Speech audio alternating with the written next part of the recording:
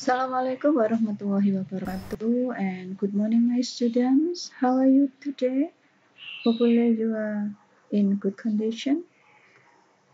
Today we are going to learn again about the new material of English for the 8th grade, and the material today is about giving suggestion.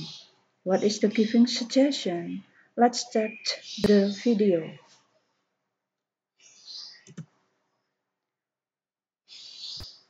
What is asking and giving suggestion?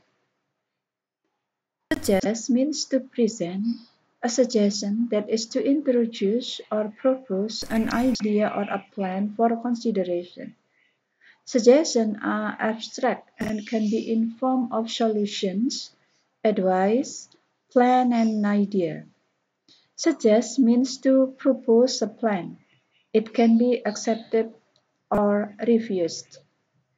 Jadi, apa yang dimaksud dengan menanyakan dan memberikan saran? Ya, jadi suggestion itu artinya apa? Saran. Nah, apa yang dimaksud dengan saran? Memberikan saran artinya menghadirkan saran, yaitu untuk memperkenalkan atau mengusulkan sebuah ide atau masukan atau rencana. Saran bisa abstrak dan juga bisa berupa solution atau pemecahan masalah, bisa berupa nasihat, advice, solution, pemecahan masalah, advice, saran, plan, rencana, dan ide. Sampai di sini mengerti? Baik ya, jadi suggestion itu saran yang berupa pemecahan masalah, advice, nasihat, plan, rencana, dan ide. Suggest means to propose a plan. Jadi saran dimaksudkan untuk mengusulkan sebuah rencana. Bisa diterima, bisa juga ditolak. It can be accepted. It ini adalah saran yang bisa diterima, accepted diterima, or refused itu ditolak. Sampai di sini mengerti? Jadi suggestion itu kita bisa menanyakan atau meminta saran dan bagaimana memberikan saran. Dan saran, suggestion, bisa diterima atau bisa ditolak. Next. Pattern of giving suggestion. Rumus daripada memberikan suggestion itu subject, lalu should, kemudian verb one. Nah, apa maksudnya subjek? Ya, subjek itu I, you, we, they, she, he, it. Setelah itu ada kata should yang artinya seharusnya. Ya, habis subjek should. Kemudian verb one. Verb one di sini tidak ada kata to. Setelah should kosong langsung verb one. Kata kerja. Verb itu artinya kata kerja. Kemudian setelah verb itu tidak ada apa-apanya, tidak usah diberi ing. Sampai di sini mengerti? Saya ulangi. Subject should. Tidak usah pakai to, langsung verb one. Verb one tidak usah ditambahi in. Ya, jadi subject should and then verb one. Kalau sarannya ditolak, ya subject should not. Langsung verb one, tidak usah ada to setelah not. Setelah verb one tidak usah ada ing. Saya ulangi. Subject should not, langsung verb one. Ya, kalau meminta saran bisa should pertama, lalu subject, kemudian verb one, langsung kemudian diberi tanda tanya. Contohnya adalah sebagai berikut. Example giving suggestion, contoh memberikan saran. Ini temanya ada di kelas. Pertama kali memasuki kelas 2. Ya, and then this is the teacher of English. Kalimatnya teacher ini mengatakan, we will use more English now. You should greet me and your friends in English. You should ask questions in English. You should answer questions in English. You should take a leave in English too. Ya, kita akan menggunakan lebih banyak bahasa Inggris sekarang. Kamu seharusnya memberi hormat kepada saya atau guru dalam hal ini, and your friends, teman-temanmu dalam bahasa Inggris. You should ask question in English. Kamu seharusnya menanyakan pertanyaan dalam bahasa Inggris. You should answer question in English.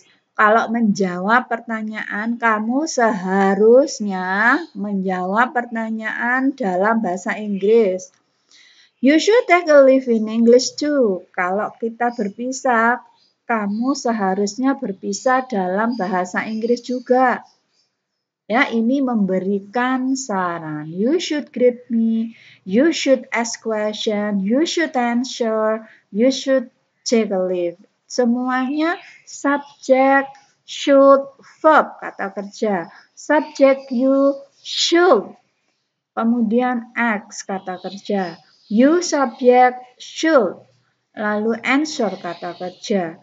You subject should. To give suggestion, take, kata kerja.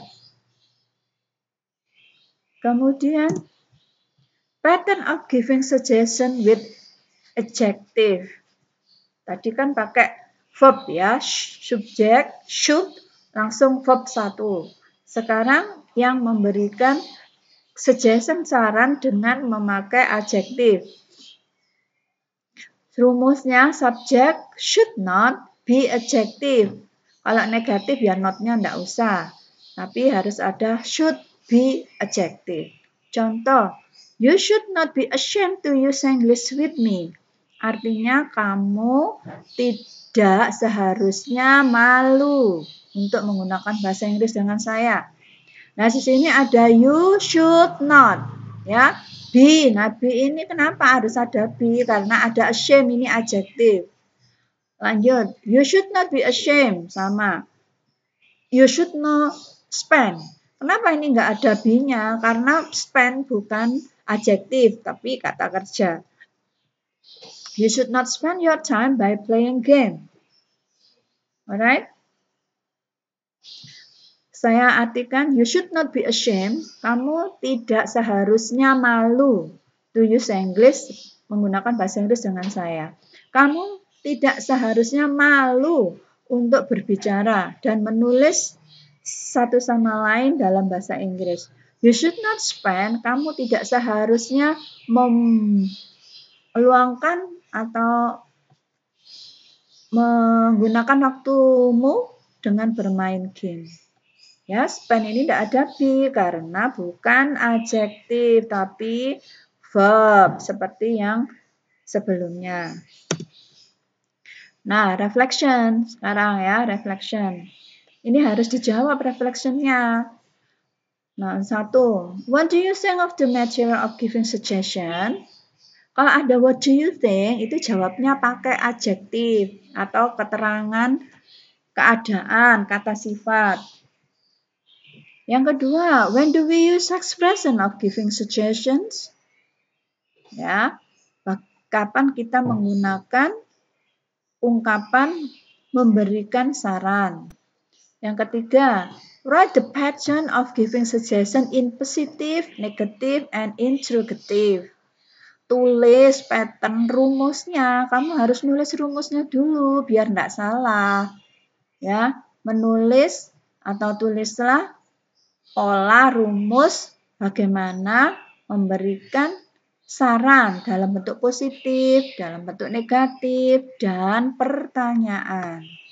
Ini harus dijawab refleksinya. Nanti harus dikumpulkan. Ya, saya ulangi. Kalau ada pertanyaan, what do you think? Asking of opinion, harus jawab dengan adjektif. Nah, sekarang praktisnya. Write 5 suggestions in positive and 5 suggestions in negative form. Based on the given situation. Tulislah 5 saran dalam bentuk positif dan 5 saran dalam bentuk negatif berdasarkan situasi yang diberikan. 1. Meeting a teacher atau bertemu dengan seorang guru. Nah, contohnya, Ibu kasih contoh. Kalau ketemu guru, you should smile to the teacher.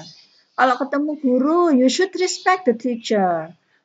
Kalau ketemu guru, you should greet the teacher. Ya, kalau ketemu guru, teruskan sendiri, you should bla bla.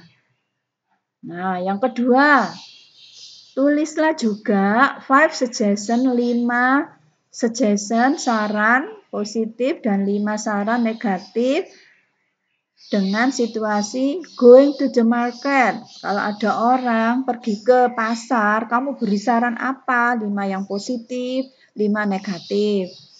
Kemudian 3, having mistake to a friend.